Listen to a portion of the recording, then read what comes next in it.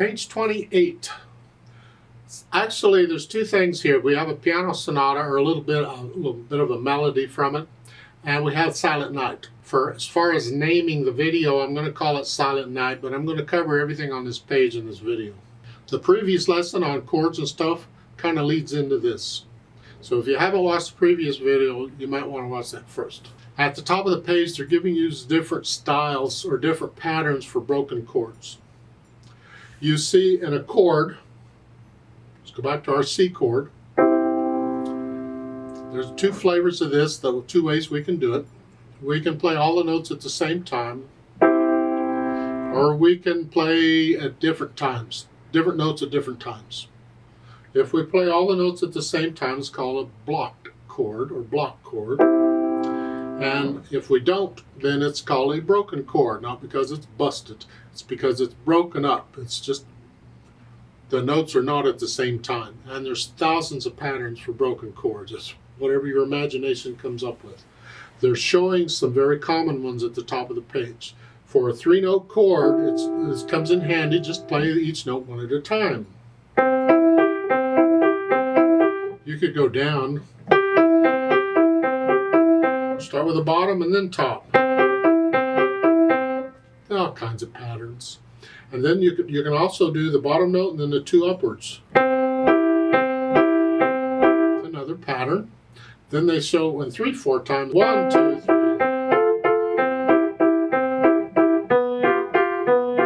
Okay. And then the 8th notes, this pattern of bottom, top, middle, top. Bottom, top, middle, top. This pattern is known as an Alberti bass. Very common. Used a lot in the classical period. But Mozart and Beethoven and all of them in there, they would use that. The idea was, a lot of the keyboard back then, they weren't pianos. Toward the end of the 1700s, a lot of them were still harpsichords. And in a harpsichord, the sound didn't last very long. And there's no pedal, you can't sustain the sound. It didn't last very long. So if you played something, it died away fairly quickly. So if you wanted to sustain the note, or the sound, you would do something like the Alberti bass, because even though I'm playing it one note at a time, my hearing, I can hear all of them. They all kind of blend together in the hearing in the brain. It's a way of sustaining the sound on instruments like harpsichords that cannot sustain the sound on themselves. It gives the illusion. And this theme here, this Mozart, it's using the Alberti bass to sustain the sound.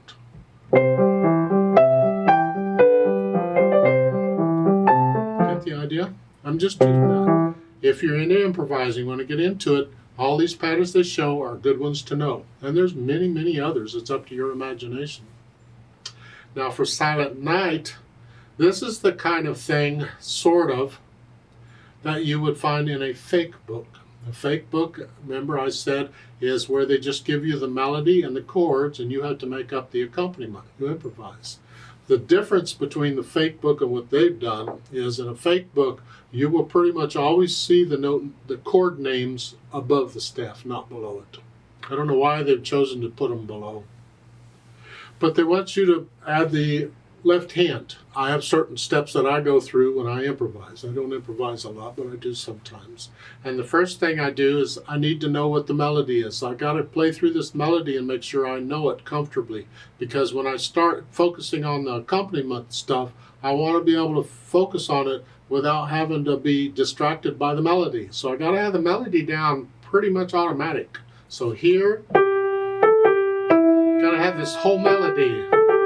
Fingering and everything worked out. So I'm going to go through this whole melody and work it all out. I don't agree with your fingering here, so let's just go through this carefully. I want to connect everything at first if I can. Because I am going to lift up for the phrasing, but right now I'm connecting it. Reach up. That's fine.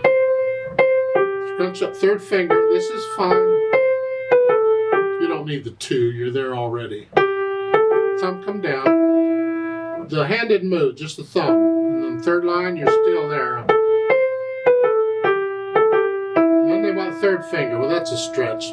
But I have 2 Ds. This is the third line down, last two measures. There's two Ds. So the first one I'm going to use little finger because I'm coming off the E. And then I can use third finger.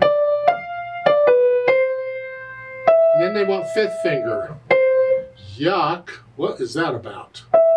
Well, the phrasing, you can get away with it. I just don't want to do that.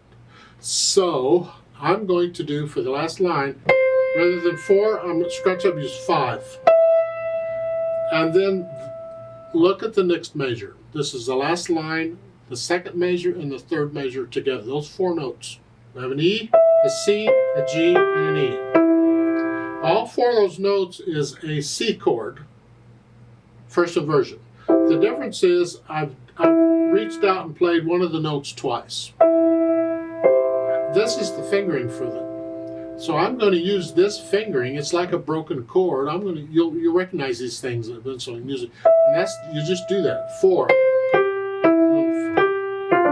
But it allows me to connect everything. Then once I have the melody okay, then I go through and I want to make sure I got the chords. So I'm just going to play the chords as block chords. I'm just hold it down. Maybe each measure.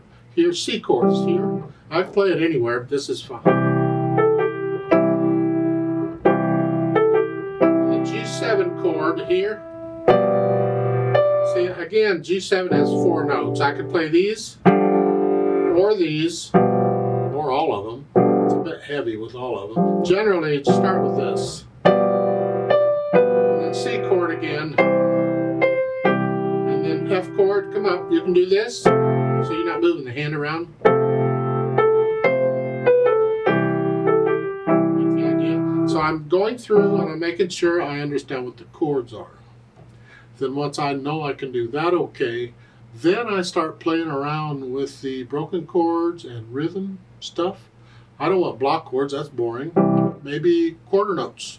Well, it's a 3/4 time, and in 3/4 time, it's just handy to play each note of a triad. It just works out. So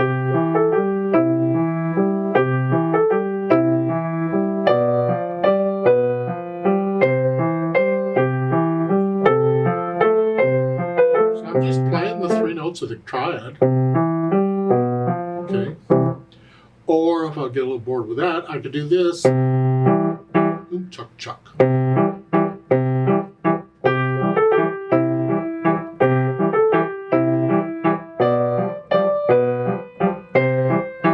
Maybe that's not the style of the piece. It isn't here, it doesn't work.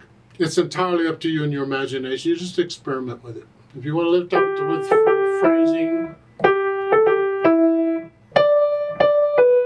it's up to you. I'd connect the left hand though. Whatever pattern you choose to use in the left hand. And that's, you go through a fake book, you just learn to improvise. There's a lot of other patterns. I mean, I could make it a lot more complicated.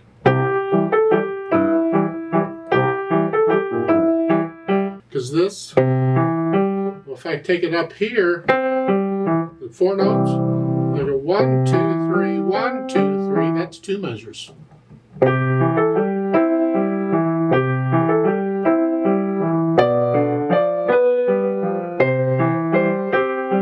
You play around with it and just have fun with it if that's what you're interested in. If you're not interested in improvising, you can pretty much skip most of this. Just understand these broken chord patterns. You're going to see them a lot, and it helps to recognize them in the music because you'll be thinking of it as a group of notes, not individual notes you have to read. You're reading groups of notes at a time, and that makes reading a lot easier and quicker. Let me know if you have any questions.